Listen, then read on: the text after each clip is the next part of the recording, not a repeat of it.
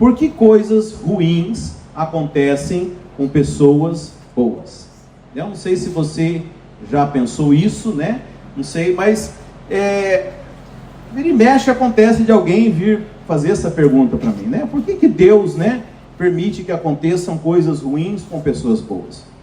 Talvez você não tenha se perguntado nessas exatas palavras, mas talvez alguma vez com você pode ter pensado assim, mas por que isso aqui está acontecendo comigo, né? E eu queria falar a respeito disso. Agora, a primeira coisa que eu respondo para quem pergunta isso para mim, né? Por que Deus permite acontecer coisas ruins com pessoas boas? É o seguinte, eu falo, você conhece alguma pessoa boa? Porque eu não conheço uma pessoa boa. A primeira coisa que nós precisamos entender isso é que quando a gente faz esse tipo de questionamento, ou mesmo que você não questione, mas talvez você pense consigo, né? E como eu falei, não às vezes nas mesmas palavras, né? Mas por que isso está acontecendo comigo? Então, por que a gente tem esse tipo de pensamento? Porque a gente se coloca numa posição de justiça própria, de falar assim, isso está errado de acontecer comigo, isso jamais poderia acontecer comigo, porque no fundo a gente pensa que é muito bom, né? A gente pensa que de alguma forma, eu sou crente, né? Eu faço as coisas todas certas, né?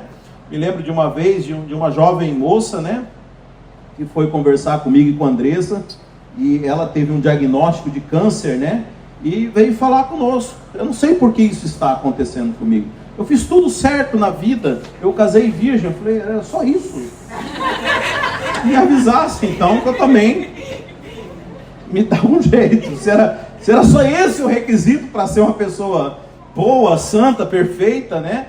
Mas infelizmente as pessoas são induzidas, e é induzida pelo próprio diabo, porque você vai ver que toda ingratidão ela é endereçada a Deus. Quando você pergunta isso, você está dizendo o quê? Deus está sendo injusto comigo. Deus não podia estar fazendo isso comigo. Deus não podia permitir que isso acontecesse comigo. Então, partindo dessa premissa, né, eu queria falar 5 motivos por que coisas ruins acontecem com pessoas boas. Amém, irmãos? Quantos motivos? 5. Então, o primeiro deles, né? Não existe pessoa boa, né? Jesus lá em Marcos 10:17, né, quando encontra com aquele jovem rico, fala assim: colocando-se Jesus a caminho, correu um homem ao seu encontro, e ajoelhando-se, indagou-lhe: bom mestre, o que devo fazer para herdar a vida eterna? Replicou-lhe Jesus: por que me chamas bom? Ninguém é bom, a não ser um, que é Deus. Então o próprio Jesus já falou: olha, bom somente Deus. Nenhum de nós pode exigir nada de Deus, irmãos. Nós não temos qualidade nenhuma. Lá em Romanos 3:10 fala assim, como está escrito: não há um só justo, nenhum sequer. Não há ninguém que entenda, não há ninguém que busque a Deus. Todos se extraviaram e juntamente se fizeram inúteis. Não há quem faça o bem, não há nem um só. Essa é a nossa realidade, irmãos, diante de Deus. Não há justiça em nós, não há valor. Tudo aquilo que nós recebemos de Deus é pela exclusiva graça dele. Amém, irmãos? Aprenda isso. Tudo que nós recebemos de Deus não é por merecimento, é por absoluta graça. Só há uma coisa que a gente poderia receber baseado em nós mesmos: a condenação eterna para o inferno. A Bíblia fala que o salário do pecado é a morte. Acabou. Precisa pecar quantas vezes para ser condenado à morte? Uma. Não o salário dos pecados. Não é de chegar lá no final, nós vamos fazer uma conta aqui de quantos pecados e quantas coisas boas, a gente faz uma, né, 9 fora. Eu nunca entendi esse 9 fora que o pessoal na hora de fazer as contas. 9 fora deu positivo aqui, você vai para o céu. Deu negativo, você vai primeiro. Não existe isso, irmão. Pecou, é morte. Agora, que ser humano pode falar que não pecou? Então veja, não há nenhuma qualidade. Tudo que nós podemos receber de Deus é só se for de graça, irmãos, né? Eu costumo falar que nós somos pobres demais para comprar qualquer coisa de Deus, e Ele é rico demais para nos vender qualquer coisa. Então a única coisa que a gente pode fazer para obter das mãos dele é pedindo. baseado na graça, baseado no favor imerecido. Irmãos, e quando eu falo com isso, é o quê? Para gerar fé no seu coração. Porque você sabe, muitas pessoas vivem dentro desse sistema legalista, né? E tentam barganhar as coisas com Deus, mas no fundo, se elas forem sinceras, elas sabem que elas mesmas nunca merecem nada. E nunca tem fé para pedir nada para Deus. Ou quando tem fé, pede muito pouco, porque elas se conhecem. Se você for sincero, você sabe que você não vive num padrão perfeito. Mas eu quero dizer o seguinte, que não depende de você. Amém. Você pode pedir, porque aquele que te deu a salvação, e a Bíblia fala claramente que a salvação não é por obras, ela é um dom gratuito de Deus. Amém? A Bíblia fala que não é por obras, lá em Efésios 2, né? Para que ninguém se glorie. Ninguém vai poder chegar no céu e falar, não, eu mereci estar aqui. Ah, não, eu vim aqui porque eu não cometia pecado. Ninguém pode se gloriar. Então a salvação não é por obras, não é por obediência, não é por nada. É um dom gratuito de Deus. Agora a Bíblia fala, aquele que não poupou o seu próprio filho, para que você ganhasse a salvação, não vos dará juntamente com ele todas as outras coisas? Você acha que Deus que não negou o filho vai negar para você um carro novo? Deus que não negou o filho vai negar para você um lar restaurado, uma vida abundante, saúde? Você acha que ele não vai fazer isso, irmãos? O mais difícil ele já fez. Agora, a gente recebe a salvação pela graça, a gente entende que não depende de nós, mas quer viver a vida cristã baseada no merecimento. E Paulo fala isso, se você for ler, eu recomendo, é um livro curtinho, o livro de Gálatas, que está lá na Bíblia.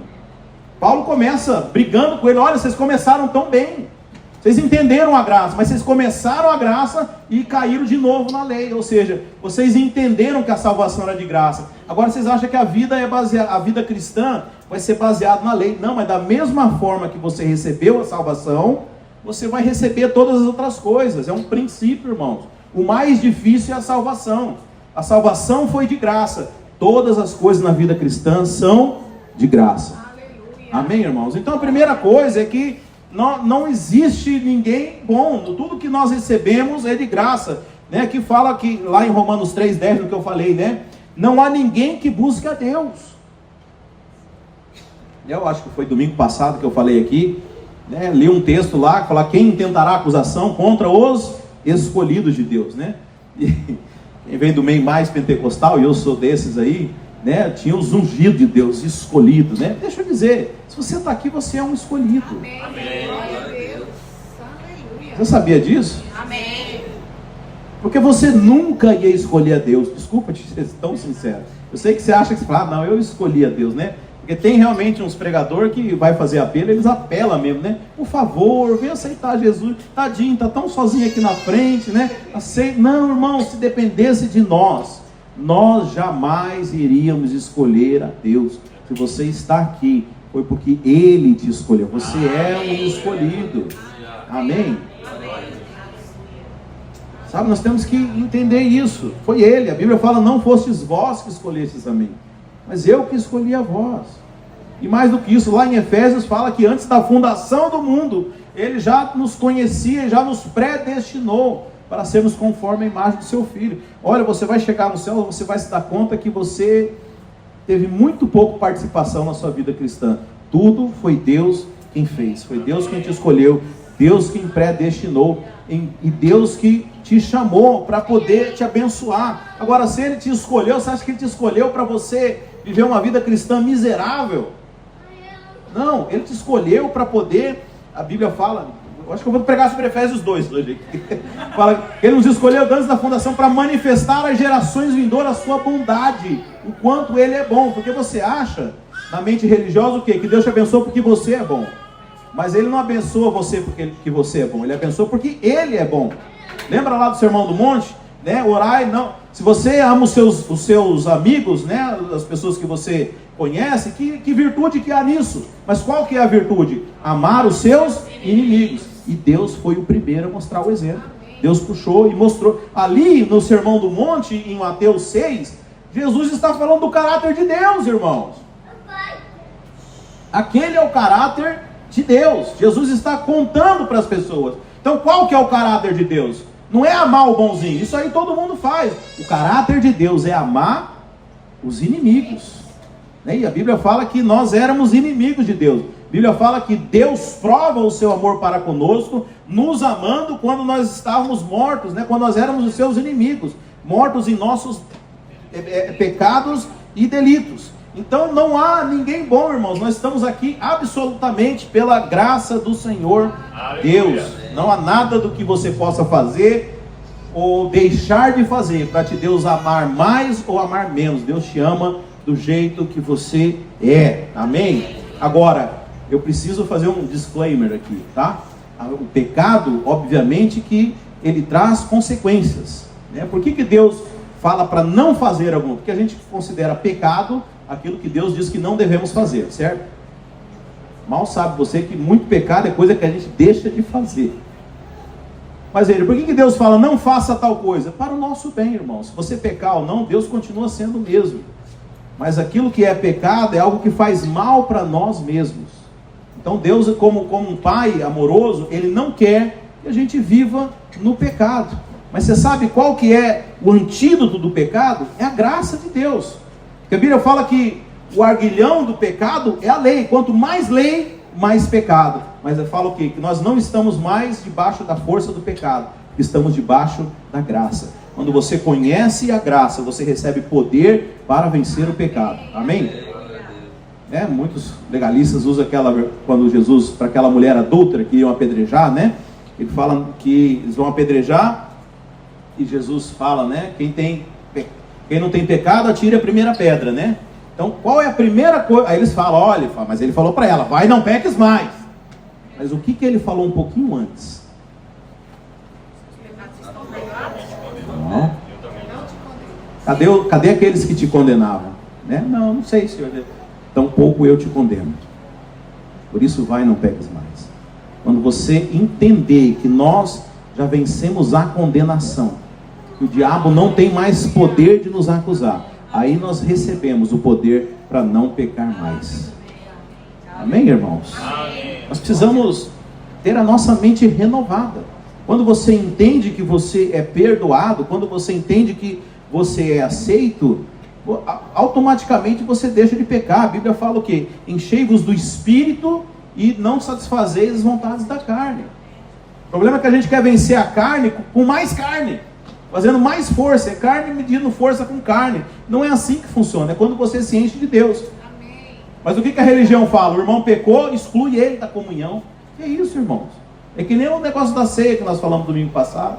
O cara que mais precisa, esse não pode tomar a ceia. Esse não pode ter parte do sacrifício de Cristo. A gente faz tudo invertido. Não, o que mais peca é o que mais deveria receber acolhimento, mais ouvir a graça, mais ouvir o perdão, porque é ele que precisa mais. Porque onde abundou o pecado, tem que superabundar a graça. Amém. E aí quando ele entende que ele é aceito, mesmo apesar de todos os problemas que ele causou, ele vai mudar a natureza. É uma questão de natureza, irmãos. Amém? Então, né? Por que coisas ruins acontecem em pessoas boas? Primeiro, porque não existem pessoas boas. Agora, eu aceito você me perguntar isso de uma forma diferente. Você poderia me perguntar por que coisas ruins acontecem com os justos? Porque você não é boa pessoa, mas você é justo. Isso eu não posso discordar de você. Você é justo. Porque a sua justiça não depende mais de você. A sua justiça depende de Cristo. Aquele que não conheceu o pecado, Deus o fez pecado por nós. Quem que não conheceu o pecado? O único que nunca pecou? Jesus. Mas Deus, de alguma forma, pegou o nosso pecado e colocou nele. Como que foi isso? Não faço ideia. Você não era nem nascido, mas de alguma forma, Deus pegou o seu pecado e colocou lá na cruz. Então aquele que não conheceu o pecado, Deus o fez pecado, ou seja, semelhança de pecado, a Bíblia fala, né? Para que nele ele recebesse o castigo que era nosso. Meu. Fala assim, né? Nosso é todo mundo menos você. Fala assim, meu castigo. Ok? Mas não para por aí esse versículo. Fala, aquele que não conheceu o pecado, Deus o fez pecado por nós, para que nele nós fôssemos feitos justiça de Deus. Ou seja, aí veja, Jesus pecou? Não. Mas Deus o puniu como um pecador. Pergunto, nós fizemos alguma justiça? Não. Mas Deus considerou agora nós como justos. Da mesma forma que Jesus nunca pecou e foi considerado pecador, nós que nunca praticamos a justiça, somos considerados agora diante de Deus justos. Amém, irmãos? Amém. Então nós somos justos e não tem nada a ver. Eu não sou gente boa, mas aos olhos de Deus eu sou justo. Sou considerado justo. Por quê? Porque sobre mim, você sabe, irmãos, a gente não enxerga, mas no mundo espiritual existe um selo sobre nós. A Bíblia fala que nós somos selados pelo Espírito Santo. E isso é real, irmãos. É literal. Nós somos literalmente selados, né? A Andressa tem uma amiga que ela foi criada com ela na igreja. E por uma curiosidade, essa amiga dela resolveu ir num centro de macumba. Não recomendo que você faça isso, para ver se dá certo ou não. E começaram a bater o tambor lá, para ver se... Não é baixar o santo, é subir o santo, né? O santo deles não baixa, o santo deles sobe de elevador, né? Aí... E o trem não vinha. E não vinha, e o cara já com o calo na mão lá. Aí o mais experiente falou, o problema é essa menina aqui. Era crente. E aí expulsa a crente, ela ficou frustrada, é claro, né?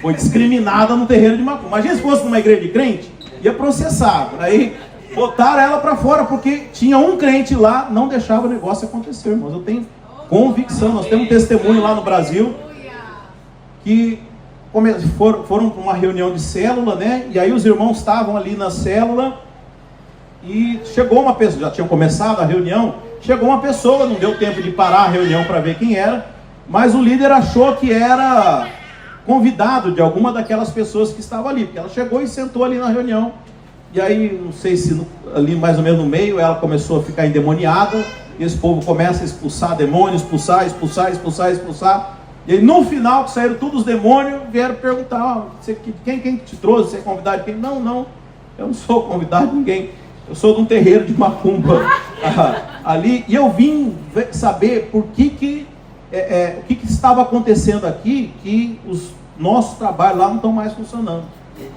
Você não tem ideia, irmão, do que é a igreja quando se reúne.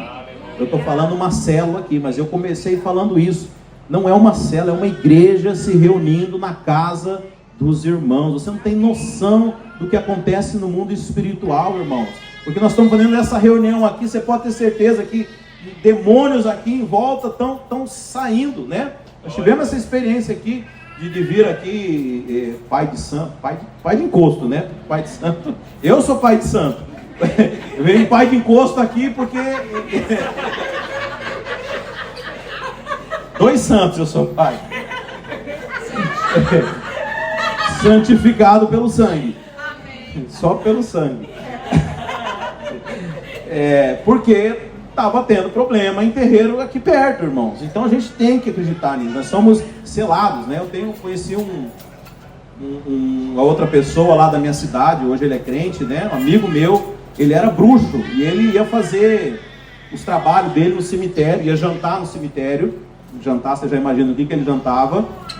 E ele falava que tinha alguns túmulos que o guia dele, o demônio, não deixava tocar, que eram túmulos de crente. Irmão, até depois que você morre, o diabo não pode tocar no seu túmulo.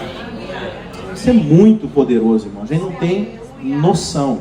Então veja, coisas ruins, agora ok, por que coisas ruins acontecem para os justos? Aí eu vou entender. Porque veja, a sua justiça não depende de você ser bom ou ruim, né?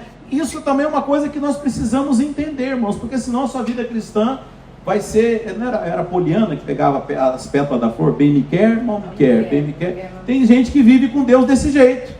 Será que hoje Deus bem me quer ou hoje Deus mal me quer? Pelo amor de Deus, irmãos, não tem base. Que vida cristã maluca, esquizofrênica é essa? A Bíblia fala que Deus não há variação de humor, Deus não muda a sua posição espiritual. Vem cá, Deus não é onisciente?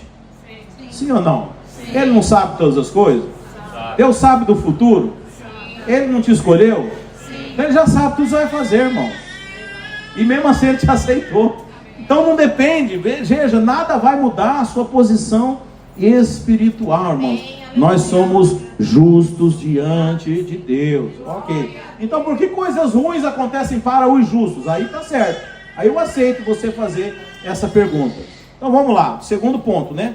Então a Bíblia fala que o sol, ele é para os justos e para os ímpios. Mateus 5,44, né? Eu, porém, vos digo, amai os vossos inimigos e orai pelos que vos perseguem, para que vos torneis filhos do vosso Pai Celeste, porque Ele faz nascer o seu sol sobre maus e bons, e vir chuvas sobre justos e injustos. Ou seja, existem coisas que acontecem a todos. Enquanto nós estivermos nessa terra, veja, calor e frio é para todo mundo, sede e fome é para todo mundo. A Bíblia fala que Jesus, quando estava orando ali em João 14, a sua oração sacerdotal, ele fala o que para Deus? Eu não os, falando dos discípulos, né? Eu não os peço, não peço, Deus, para que você os tirem do mundo, mas que deem, né? Esqueci o resto do versículo. Mas para que eles tenham graça para vencer o mundo. Então a ideia de Deus não é te isolar, te separar do mundo. Não, mas é no mundo que você vai viver e que você vai testemunhar. Tem um texto que eu gosto, de Mateus 7,24, é muito conhecido. Diz assim: todo aquele, pois, que escuta essas minhas palavras e as pratica, assemelhá-lo-ei ao homem prudente, que edificou a sua casa sobre a rocha, e desceu a chuva, e correram rios, e assopraram ventos, e combateram aquela casa, e não caiu, porque estava edificada sobre a rocha. Aquele que ouve essas minhas palavras e não as cumpre, compará-lo-ei ao homem insensato, que edificou a casa sobre a areia, e desceu a chuva, e correram os rios, e assopraram os ventos, e combateram aquela casa, e caiu, e foi grande a sua queda. Então veja, Jesus compara aqui aquele que edifica a casa sobre a rocha, e a casa sobre a areia. Amém? Quantos estão edificados sobre a rocha? Amém. Sabe que a rocha é Cristo. Amém? Agora, qual é a diferença de uma casa para outra? Uma caiu, a outra não. Mas tem um detalhe, a Bíblia fala que a chuva veio para as duas, o vento veio para as duas, o problema vem para todo mundo. Agora, a diferença qual que é? Aquele que está edificado na rocha. Então a promessa de Deus não é que você não vai ter problema, amém? Mas é que o problema não vai te derrubar, você não vai cair. Esse é o testemunho de fé, irmãos. Amém? Senão todo mundo, esse é fácil demais ser crente, ó. Vem pro lado de cá que não acontece mais nada com você. Mas você já parou para pensar que Deus está te forjando no meio do fogo, no meio dos problemas, no meio das adversidades, né? Sabe, lá em casa, na cozinha, tem um quadro com alguns dos nomes de Deus, né? Como que Deus se manifestava no Velho Testamento? Por exemplo, o pessoal tinha fome, aí Deus mandava provisão, né? E eles falavam, o Deus da provisão, né? Jeová Jireh, isso. O pessoal lá onde foi picado por víboras no deserto, né?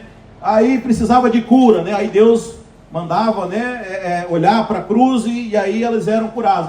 O Jeová, o Deus que cura, né? Jeová Rafá. E aí então Deus ia se manifestando e para cada lugar ele recebia um nome. Então dizem, né? Nunca contei, são mais ou menos 50 nomes que Deus tem no Velho Testamento. Nós temos alguns nesse quadro lá em casa, mas a maioria deles foram manifestados nas adversidades. Então na adversidade Deus se manifesta nas nossas vidas. Amém? Deus, ele não, se você não passasse por problema, você não ia conhecer a Deus. Dizem que você só conhece um amigo no dia da dificuldade. No dia da festa todo mundo é amigo, não é, irmãos? É fácil ser amigo. É fácil enquanto está todo mundo bem, enquanto está tudo legal. Agora o dia que acabar a luz, não tiver ar-condicionado, você vai conhecer os crentes dessa igreja. Aleluia! Mas não vai se encher de justiça não. Tem muito irmão que não veio porque está sem gasolina. Tem irmão, né, que está ainda isolado. Eu sei que você pensou nisso, né? Eu sou melhor. Não, irmãos. Cada pessoa é uma situação. Mas eu quis encher sua bola. Podia botar água aqui, por favor. Mas é na adversidade que Deus se manifesta. Então problemas todo mundo tem. Agora, terceiro ponto. Por que Deus permite, né, coisas ruins acontecerem para os justos? Tá? Terceiro ponto. Por quê? Porque são oportunidades para a gente testemunhar.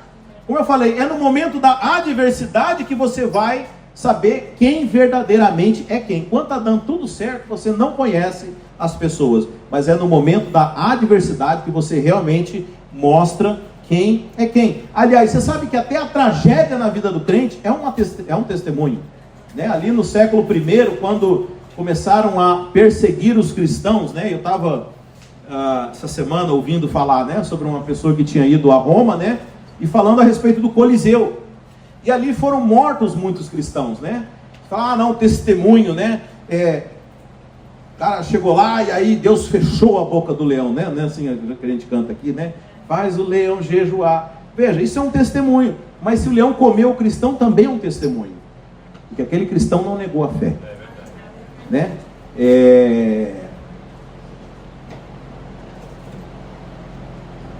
Estevão, quando estava sendo apedrejado, né? E ele fala que ele teve a visão, né? Viu os céus, né? Quer dizer, mesmo na morte, mesmo diante do sofrimento, né? Isso é um testemunho para o mundo, né? Nós somos, de todas as formas, nós testemunhamos. E diante das adversidades, é um grande momento para que a gente testemunhe, né? Atos 28, a Bíblia fala que Paulo estava lá na ilha de Malta e foi fazer uma fogueira e uma víbora foi e picou o braço dele. E aí, o pensamento dos caras, o que esse cara fez para Deus estar castigando, né? Eles eram legalistas naquela ilha. O que Deus fez? O que ele fez para Deus estar castigando ele? E a Bíblia fala que ele sacudiu, a cobra caiu e ele continuou bem. Quer dizer, e aí ele testemunhou, né? Foi pregar a respeito de Deus.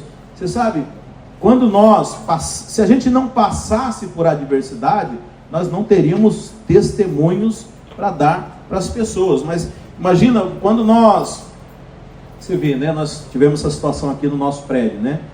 E mesmo assim nós colocamos uma mídia nas redes sociais, nós vamos ajudar as pessoas, nós vamos ajudar pessoas a reconstruir casas que foram danificadas, distribuir alimento. Eu penso que isso é uma forma de testemunho, irmãos. Essas coisas, né, não nos param, mas são oportunidades para que a gente possa falar de Deus, né? 2 Coríntios 11, 23, Paulo fala assim: são ministros de Cristo? Eu ainda mais, em trabalhos muito mais, mas em prisões, em açoites sem medida, em perigos de morte muitas vezes. 5 vezes recebi dos judeus uma quarentena de açoites menos um. Fui 3 vezes fustigado com varas, uma vez apedrejado, em naufrágio 3 vezes, uma noite e um dia passei na voragem do mar, em jornadas muitas vezes, em perigos de rios, em perigos de salteadores, em perigos de patrícios, em perigos entre gentios, em perigos na cidade, em perigos no deserto, em perigos no mar, em perigos entre falsos irmãos, em trabalhos e fadigas, em vigílias muitas vezes, em fome e sede, em jejuns muitas vezes, em frio e nudez, além das coisas exteriores. Ao que pesa sobre mim diariamente a preocupação com todas as igrejas. Quem enfraquece, que também eu não enfraqueça. Quem se escandaliza, que eu não me inflame. Se tenho de gloriar-me, gloriar-me-ei no que diz respeito à minha fraqueza. Você vê, o apóstolo Paulo fala assim: alguma glória é nas coisas em que eu sou fraco. Você vê, Deus não poupou ele de absolutamente nada disso. Romanos 5:3. E não somente isso, mas também nos gloriamos nas próprias tribulações, sabendo que a tribulação produz perseverança. Perseverança, experiência. E a experiência, esperança. Ora, a esperança não confunde, porque o amor de Deus é derramado em nosso coração pelo Espírito Santo que nos foi outorgado. Ou seja, toda prova, ela tem um final que é benéfico, né? Ela traz um testemunho, ela traz uma resistência para nós. Amém, irmãos? Amém. Então, por que Deus não nos livra dos contratempos, dos dissabores dessa vida? Porque isso vai forjando um caráter, vai forjando, né, uma autoridade sobre os problemas que nós vamos adquirindo. E é uma oportunidade de nós testemunharmos. Né? Uma pessoa que passou por um problema no casamento, né? Depois que ela vence isso, ela vai ter autoridade para poder testemunhar para pessoas com problema, para pregar para essas pessoas, para poder aconselhá-las. Então a ideia de Deus não é tiragem dos problemas. Lembra? Jesus falou: não oro para que os tire do mundo, mas que dê graça para eles, né? Jesus fala o quê? No mundo tereis aflições, mas tende bom ânimo, pois eu venci o mundo. Ou seja, o mundo é um inimigo derrotado. Quando falava assim, tem de bom ânimo, eu venci o mundo, eu pensava assim, que era, eu venci, você dá conta também. Não é isso. Ele está dizendo que foi vencido. Mas você vai passar pela aflição. Quando Deus falava assim, olha, eu vou te dar os seus inimigos na sua mão. Então não vamos nem para a guerra. Não, você precisa ir para a guerra. Eu vou te dar a vitória lá no problema. Os irmãos estão entendendo? A gente acha, Deus já me deu tal coisa. Aí você senta e não faz nada. Não, é para você ir batalhar, porque a vitória já é sua. Mas Deus é glorificado na batalha, irmãos. Então não é deixando de ter problema, mas é Deus te livrando no problema. Ele é glorificado. É lá que nós testemunhamos. É quando você vai com um exército de 318 como Gideão e vence um exército de milhares. Lá Deus é visto. Agora, se Gideão não fosse lutar, onde que estaria o testemunho disso? Amém? Então nós precisamos encarar o problema como oportunidades para testemunhar. Mas quarto, problemas são oportunidades também para manifestação do poder de Deus. É no meio do problema que Deus faz os milagres. A gente eu gosto de ouvir testemunho de milagre. É muito bom. Mas todo testemunho de milagre, por trás tem um perrengue. É um nervo. É uma situação muito complicada, né? Eu gosto de ter testemunho, mas por trás de todo testemunho tem uma situação desesperadora, horrível. Quando você ganha, aí é fácil, aí é legal, você fica feliz, você conta o testemunho, mas na hora bate um desespero que você não imagina, irmãos, né? Eu estou falando aqui, estou lembrando do furacão, porque assim, tinha passado já alguns furacões, a gente vai ficando cada dia mais confiante. Dessa vez, né, eu não tampei os vidros de casa, eu não fiz nada. Começou a bater um vento, irmãos. Eu comecei a confessar meus pecados, meus arrependimentos. Comecei a pedir perdão pelo que meus avós fizeram de errado, por tudo. Eu falei, onde que eu fui me meter, meu Deus do céu, né? Eu botei minha família nisso. Aí hoje eu estou aqui feliz, mas na hora, então eu falo, todo testemunho, né, de salvação que Deus guardou, mas antes vem um problema, né? Mas são nesses momentos que nós conhecemos a Deus. É o Deus que faz milagre. Agora ninguém quer passar por problema. Ninguém quer se expor. Mas não tem jeito. Deus quer mostrar para você. Deus quer mostrar a fidelidade. É porque a gente duvida, né? Será que vai? Será que não vai? Mas Deus, ele está tranquilo. Falando, não, eu quero mostrar para ele que eu vou. Mas ele não está tão confiando. Eu fico lá preocupado. Mas todo problema são oportunidades para Deus poder mostrar o seu poder. Quinto e último, né? E por que Deus permite o justo passar por problemas, né? Coisas ruins? Porque Deus, ele olha para o todo e não somente para o imediato. Nós estamos olhando a circunstância apenas como aquilo que está acontecendo. E às vezes parece que é uma grande tempestade, um grande problema aquilo que nós estamos passando na hora. Mas quando você olha em perspectiva, levando em conta toda a sua vida, você vai ver que aquilo foi muito pouco. Aliás, quantos aqui já tiveram situações que você achou que eram péssimas e depois se mostrou uma grande bênção? Eu fui demitido do trabalho, mas aí depois, um mês depois, você arrumou algo muito melhor. Se você não tivesse sido demitido, você não iria procurar, você não ia receber. Então veja, Deus não olha como nós. A gente olha apenas para o que está acontecendo no aqui e agora, mas Deus olha para uma perspectiva muito maior. Então nós não podemos tirar as conclusões pelo momento, irmãos. Nós não podemos, nós não podemos jamais tirar conclusões baseadas em circunstância. Por quê? Circunstância é a maneira que o diabo tem feito para coagir e para poder influenciar na vida dos crentes. É a única coisa que ele faz. Ele só consegue contar história, só consegue contar mentira. O problema é que ele é um bom storytelling, né? Ele consegue, as mentiras dele às vezes tem cor, tem cheiro, tem sentido, mas é só o que ele faz. A Bíblia fala textualmente que o diabo não pode nos tocar, mas ele conta muita mentira. Ele manipula muita situação. E aí você, manipulado, toma decisões erradas que te levam a problemas, que te afastam de Deus, que fazem as coisas darem errado, onde você sofre prejuízos. Então, jamais seja movido por circunstâncias, irmãos. O nosso indicador fiel é quem? É Deus, é o Espírito Santo dentro de você. A Bíblia, por isso que a Bíblia fala que o justo, ele anda por fé e não por vista. Nossos julgamentos não podem ser baseados por aquilo que nós vemos, por aquilo que nós achamos, pelo nosso juízo de valor. Você sabe, tem pessoas que são totalmente desmioladas, tomam péssimas decisões. Mas tem pessoas que têm um pouco mais de juízo, são mais sensatas, têm mais estudo, e o que é um grande problema, porque elas caem na tentação de confiar no seu próprio julgamento, porque isso também não é o padrão de Deus. O padrão de Deus é que nós venhamos a depender 100% dele, 100% do Espírito Santo. Sabe, quando nós queremos estar no controle das circunstâncias, essa é a árvore do conhecimento do bem e do mal. Nada mais do que isso. Você decidir o que é certo e o que é errado. Sabe? Então o diabo, ele manipula. Agora, Deus, ele está olhando para o todo. E às vezes circunstâncias que no momento parecem não ter sentido aquilo que nós estamos fazendo, ou aquilo que nós estamos passando, na verdade, Deus está pensando num proveito e num bem que é muito maior. A Bíblia fala em Romanos 8, 28, né? Todas as coisas cooperam para o bem daqueles que amam a Deus, daqueles que são chamados segundo o seu propósito. Lembra que eu falei lá em Efésios que nós fomos predestinados, né, para viver uma vida que Deus estabeleceu para a gente.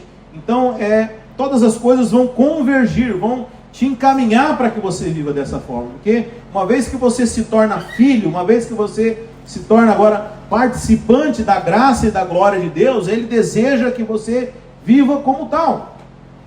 Então você sabe, meu filho tem 8 anos de idade, ele já cheio de ideias e de vontades.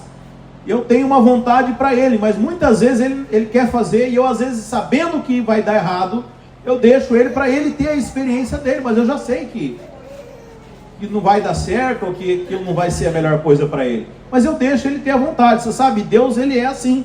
Ele não é um pai manipulador. Ele não vai te obrigar a fazer as coisas. E muitas vezes nós somos obstinados. E Deus deixa. Deus é paciente. Deus permite, né? E aí, às vezes nós fazemos e quebramos a cara.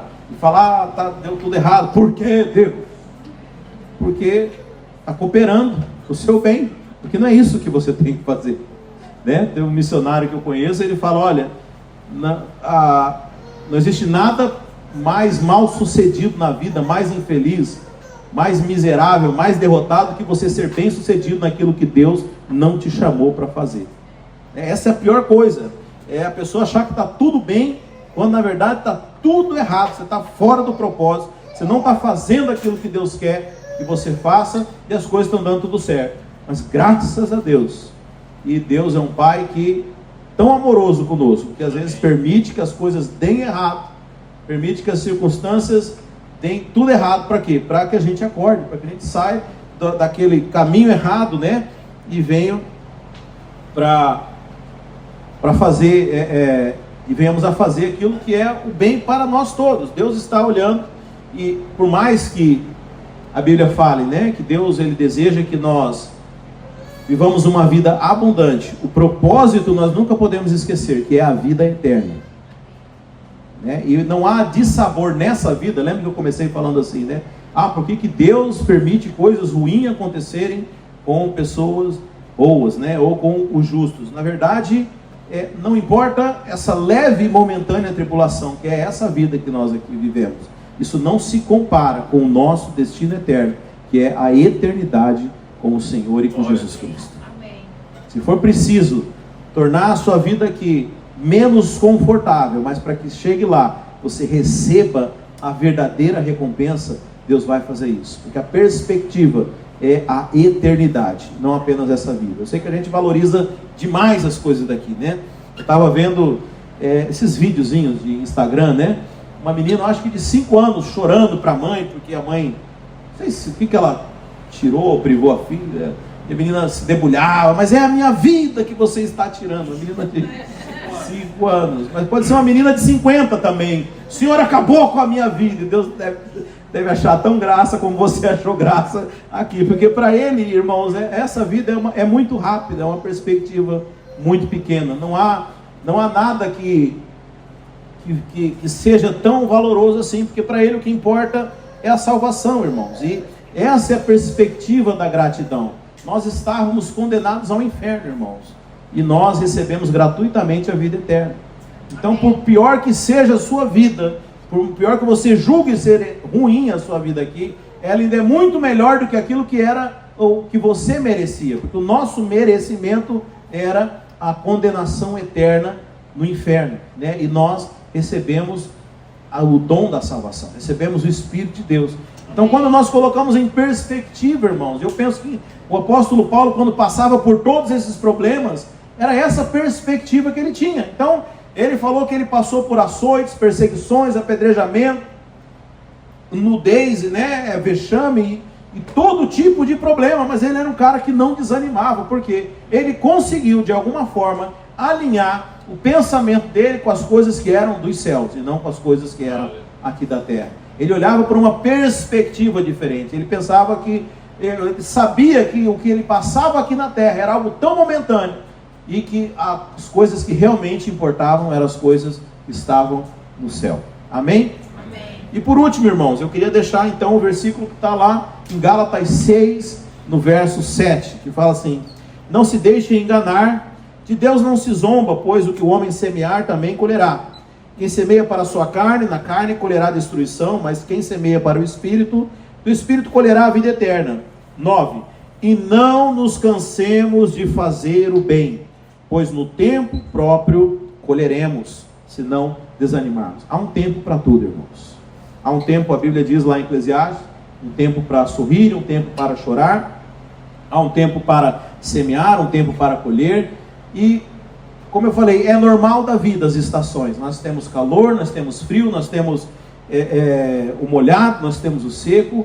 Existem momentos na vida. Qual que é a chave, irmão? Estar firmado naquilo que é imutável. É como uma planta, né? Como uma árvore, que se ela tem a raiz forte, pode vir o vento, pode balançar de um lado para o outro, mas ela permanece ali. Então, nós vamos sempre passar por ventos, mas aquele que estiver firmado, né? Então a Bíblia fala: não nos cansemos de fazer o bem. Não desista das coisas de Deus, não desista das promessas, não desanime, porque vai chegar o tempo certo, onde nós vamos colher aquilo que nós semeamos. Amém, meus irmãos? Glória a Deus. Se você conseguir, fica de pé.